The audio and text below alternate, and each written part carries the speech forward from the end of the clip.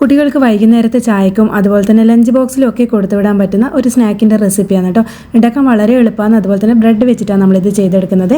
അപ്പോൾ നമ്മൾ ഒരു ബൗളിലേക്ക് 2 ടേബിൾ സ്പൂൺ ബട്ടർ ഇട്ട് കൊടുക്കാം. അത് നമുക്ക് റൂം ടെമ്പറേച്ചർ ഉള്ളതാണ് കേട്ടോ എടുക്കാൻ വേണ്ടിയിട്ട്. ഇനി അതിലേക്ക് നമുക്ക് 1 ടീസ്പൂൺ പഞ്ചസാര ചേർത്ത് കൊടുക്കാം.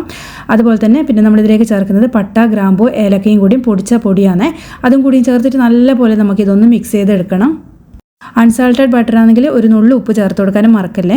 ഇനി നമുക്കിത് ആവശ്യത്തിനുള്ള ബ്രെഡ് നമുക്ക് ഒരു പ്ലേറ്റിൽ ഇട്ട് കൊടുക്കാം. അതുപോലെ തന്നെ ഇതിൻ്റെ സൈഡ് വേണമെങ്കിൽ നിങ്ങൾക്ക് കട്ട് ചെയ്ത് കൊടുക്കാം കേട്ടോ. ഇനിയിപ്പോൾ നമ്മളിതാ ഒരു സ്പൂൺ വെച്ചിട്ട് ഒരു ബ്രെഡ് എടുത്തിട്ട് അതിൻ്റെ മേലേക്ക് ഇതൊന്ന് പുരട്ടി കൊടുക്കുന്നുണ്ട്. ഇനി ഇതിൻ്റെ മേലേക്ക് കുറച്ച് ചീസ് വെച്ച് കൊടുക്കാം. അതുപോലെ തന്നെ എന്നിട്ട് വേറെ ബ്രെഡ് വെച്ച് കവർ ചെയ്തെടുക്കണം.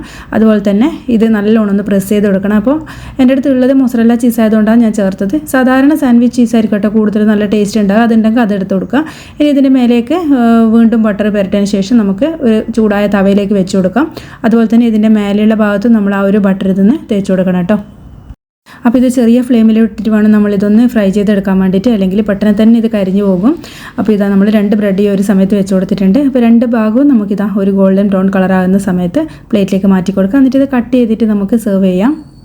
അപ്പോൾ നല്ല ടേസ്റ്റ് ആട്ടോ കഴിക്കാൻ വേണ്ടി. ചൂടോടെ കഴിക്കുന്ന നല്ല ടേസ്റ്റ്, നല്ല ക്രിസ്പി ആയിട്ട് അതിൻ്റെ ഉള്ളിൽ ചീസും ഒക്കെ ആയിട്ട് മെൽട്ടായിട്ട് നല്ല രുചി തന്നെയാണ്. അപ്പോൾ തീർച്ചയായിട്ടും ഒന്ന് ട്രൈ ചെയ്ത് നോക്കണേ. ഇതുവരെ ട്രൈ ചെയ്യാത്തവർ വളരെ എളുപ്പത്തിൽ ഉണ്ടാക്കാൻ പറ്റുന്ന ഒരു റെസിപ്പി കൂടിയാണ്. അപ്പോൾ ചാനൽ ആദ്യമായിട്ട് കാണുന്നവരാണെങ്കിൽ ലൈക്ക് ചെയ്യാനും ഷെയർ ചെയ്യാനും അതുപോലെ സബ്സ്ക്രൈബ് ചെയ്ത് സപ്പോർട്ട് ചെയ്യാനും മറക്കരുത്. അടുത്ത വീഡിയോയിൽ നമുക്ക് വേറൊരു റെസിപ്പി ആയിട്ട് കാണാം. താങ്ക്